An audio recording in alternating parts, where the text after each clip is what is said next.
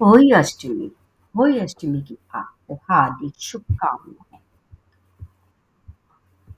होली अष्टमी की व्रत कथा। होली अष्टमी का व्रत संतान की लंबी आयु व मनोकामना के लिए कार्तिक महीने की कृष्ण अष्टमी को किया जाता है। ऐसी मान्यता है कि होली अष्टमी का व्रत करने से होली माता खुश होकर बच्चों की सलामती का आशीर्वाद देती है। संतान की सलामती से जुड़ी इस व्रत का बहुत बड़ा महत्व है। इस व्रत को हर महिला अपने बच्चे के स्वास्थ्य और लंबी आयु के लिए करती हैं। कुछ महिला इस व्रत को संतान की प्राप्ति के लिए भी करती हैं। हुई अष्टमी की कथा। एक साहूकार था जिसके 7 बेटा था, एक बेटी थी। दिवाली से पहले कार्तिक अष्टमी को सातों भव्य अपनी इकलौती नंद के साथ जंगल में खुदान में मिट्टी खोद रही थी। वहीं श्याम की मां थी। मिट्टी खोदते समय नंद के हाथ से का बच्चा मर गया। स्यऊ माता बोली कि मैं तेरी कोख बांधूंगी। तब नंद अपनी सातों भाभियों से बोली कि तुम में से कोई मेरे बदले कोई अपनी कोख बंधा लो। सब भाभियों ने अपनी अपनी कोख बंधवाने से इनकार कर दिया, परंतु छोटी भाभी सोचने लगी यदि मैं कोख नहीं बनाऊंगी तो सासू जी नाराज होंगी। ऐसा विचार कर नंद के बदले छोटी भाभी ने अपनी कोख बंधवा ली। इसके बाद जब उसके जो लड़का होता तो 7 दिन बाद मर जाता। एक दिन उसने पंडित जी को बुलाकर पूछा, मेरी संतान 7वें दिन ही क्यों मर जाती है? तब पंडित ने कहा कि तुम रुई गाय की पूजा करो। सरुई गाय स्यऊ माता की भाईली है, वह तेरी कोख छोड़े तब तेरा बच्चा जिएगा।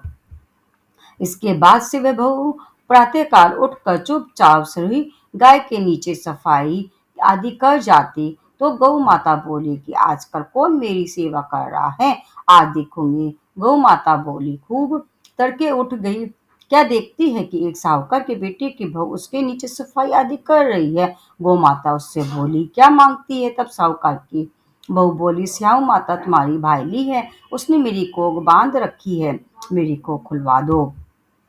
गौ माता ने कहा, अच्छा। अब तो गौ माता समुद्र पार अपने भाई के पास उसको लेकर चली। रास्ते में कड़ी धूप थी, सो भी दोनों एक पेड़ के नीचे बैठ गए। थोड़ी देर में एक सांप आया और उसी पेड़ पर गरुड़ पंखनी पक्षी का बच्चा था, उसको उसने डसने लगा। तब साहूकार की बहू ने सांप मारकर ढाल के नीचे दबा दिया और बच्चे को बचा लिया। थोड़ी देर में गरुड़ पंखनी आई तो वहां खून पड़ा देखकर साहूकार की बहू के चोंच मारने लगी। तब साहूकार की बहू बोली कि मैंने तेरे बच्चे की नहीं मारा, बल्कि सांप तेरे बच्चे को डसने को आया था। मैंने तो उससे तेरे बच्चे की रक्षा की है। यह सुनकर गरुड़ पंखनी बोली कि मांग तो क्या मांगती है? वह बोली, 7 समुंदर पार से वो माता रहती है, हमें तू उसके पास पहुंचा दे। तब गरुड़ पंखनी ने दोनों को अपनी पीठ पर बिठाकर स्याऊ माता के पास पहुंचा दिया।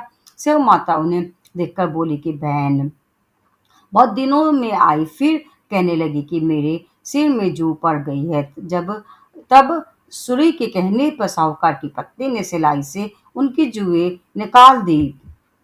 इस पर स्याऊ माता प्रसन्न हो बोली कि तूने मेरे सिर में बहुत सिलाई गिरी है, इसलिए तेरे 7 बेटे और बहू होंगी। वह बोली, मेरे तो एक भी बेटा नहीं है, 7 बेटे कहाँ से होंगे?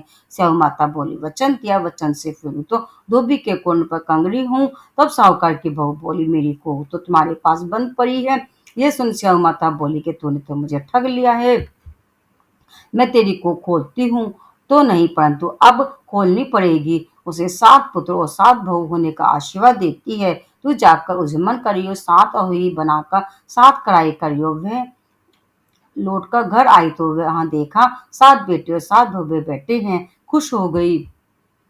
उसने 7 ओई बनाकर 7 उजमन किए तथा 7 कढ़ाई की। रात्रि के समय जेठानी आपस में कहने लगी कि जल्दी जल्दी धो पूजा कर लो, कई छोटी बच्चों को याद करके रोने लगे। थोड़ी देर में उन्होंने अपने बच्चों से कहा कि अपनी चाची के घर जाकर देख आओ कि आज वह अभी तक रोई क्यों नहीं।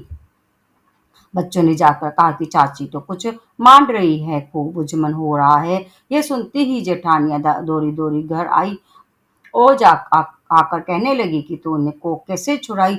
वह बोली, तुमने तो कोख बंधाई नहीं, सो मैंने कोख बांधा ली थी। अब स्याऊ माता ने कृपा करके मेरी कोख खोल दी है। सेव माता ने जिस प्रकार उस साहूकार की बहू की कोख खोली, उसी प्रकार हमारी भी खोलियो। कहने वाले तथा सुनने वाले की तथा सब परिवार की कोख खोलियो। ओई का अर्थ यह भी होता है अनहोनी को होनी बनाना, जैसे साहूकार की छोटी बहू ने कर दिखाया था। जिस तरह हुई माता ने उस साहूकार की बहू को खोल दिया, उसी प्रकार इस व्रत को करने वाली सभी नारियों की अभिलाषा पूर्ण करें। ये थी होली अष्टमी की व्रत कथा। आप सबको होली अष्टमी की शुभकामनाएं। होली अष्टमी की व्रत की कथा के साथ गणेश जी की कथा को सुनने का भी विधान है। आइए सुनते हैं गणेश जी की कहानी।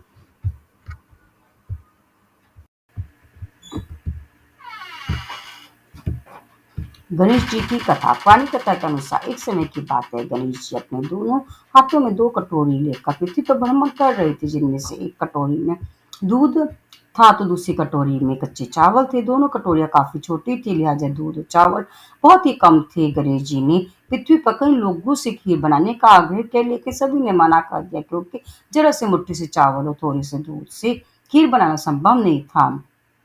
तभी श्री गणेश एक बुढ़िया के दरवाजे पर पहुंचे। बहुत बुरी अम्मा खीर बनाने के लिए मान गई। तब गणेश जी ने बुरी अम्मा से दो बोर लाने को कहा। अम्मा ने कारण पूछा तो गणेश जी ने कहा कि इन दोनों कटोरी में मौजूद दूध और चावल को बोर में खाली करना है, ताकि बोरा भर का खीर बन सके, जिससे पूरा गांव इस खीर का सेवन कर सके। बुरी अम्मा की ये बात सुनकर चौंक गई और बोली कि यह तो संभव ही नहीं है, जरा से दूध और चावल उसे बोरा भर जाए। लेकिन फिर गणेश जी के कहने पर वह दो बोर ले आई और उनमें चावल और दूध को उन बोरों में डाल दिया। इसके बाद बोरे चावल और दूध से भर गए, जिससे देखकर बुढ़िया हैरान रह गई। इसके बाद उन्होंने खीर बनाना शुरू कर दिया।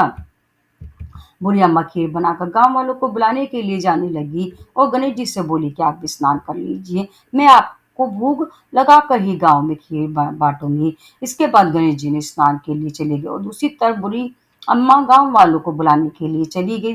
तभी बुढ़िया की बहू आई। बुढ़ी अम्मा की बहू गर्भवती थी, इसलिए खीर देखकर उसका मन ललचा गया और सबसे पहले खीर खा ली। इसके बाद जब गणेश जी स्नान करके आए, तब तक अम्मा भी अपने घर आ चुकी थी और उन्होंने जैसे ही गणेश जी को भोग लगाने के लिए खीर निकालना शुरू किया, तब गणेश जी ने भोग लगाने से मना कर दिया। अम्मा ने कारण पूछा, तब उन्होंने बताया कि माही, खीर का भोग तो पहले ही लग गया है।